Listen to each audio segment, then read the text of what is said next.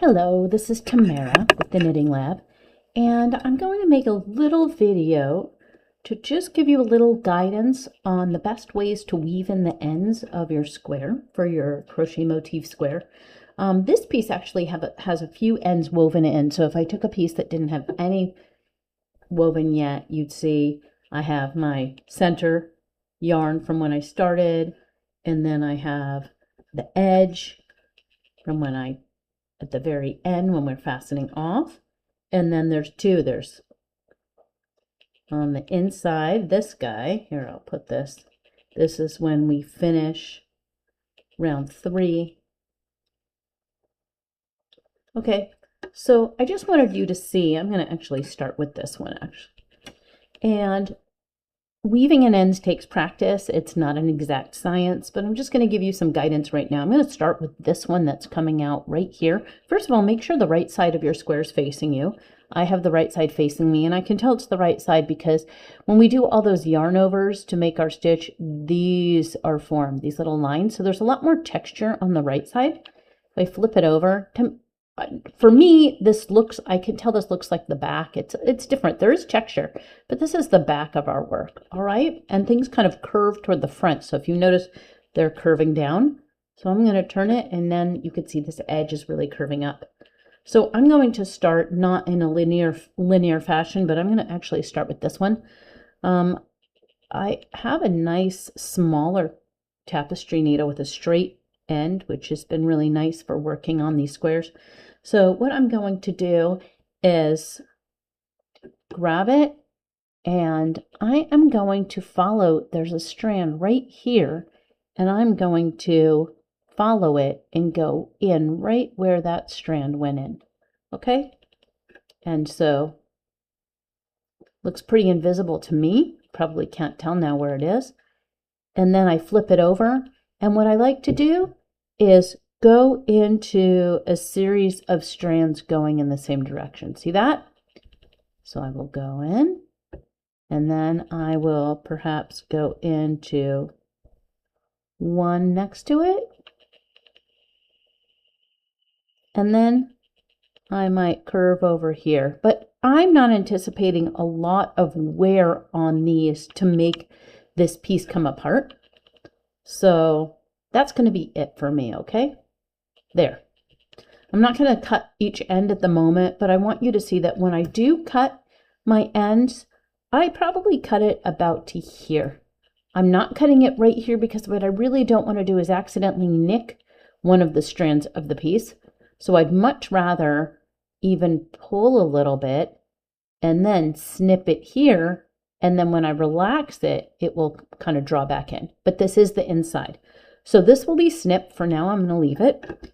Okay, I'm going to go to this end here because this is what was when we formed our circle. Even if you crocheted a circle, we still have all these stitches that went around that original circle.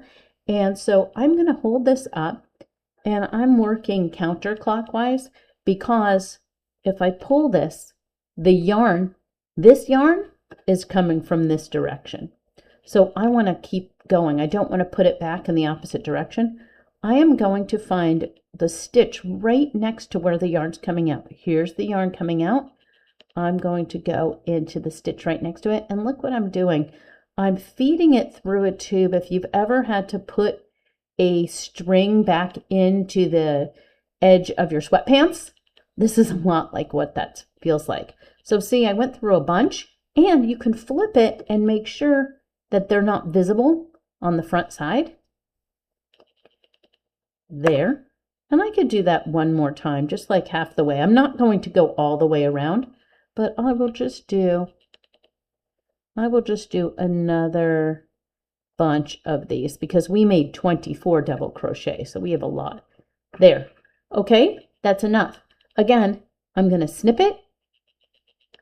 Maybe I pull it a little bit, snip it, let's say a 1/4 of an inch or so, between a 1/16 and a 1/4, about a 1/4 of an inch. And then if I cut right there, when I pull this a little bit, it will relax in. You can always come back and trim. Okay, so that will be woven in. And then the last thing that I really wanted to show you was how we address the last stitch that we bound off our border with. So here's the border. It might look a little different from yours because typically we have the last stitch, the last loop on the hook, we cut.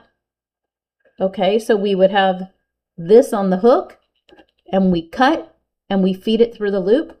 I did not do that. What I actually did was just cut it and pulled the last loop out.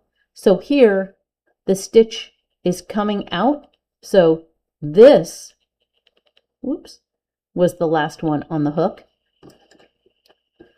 But I have it out because I want to show you how I do that, because that's perhaps the most important end there, because you're going to be seaming these. So I have this on, and you can see the yarn's coming out of this loop. And what I'm going to do is replicate the loop using basically a duplicate stitch. So look up, and to the left of that, we see loops here. Okay, we see a lower one. I am going to take my yarn and I'm going to go under the base of that stitch. And guess where that's going? Right into the stitch that it's coming out of, but I have to look at it instead of looking at the screen. There.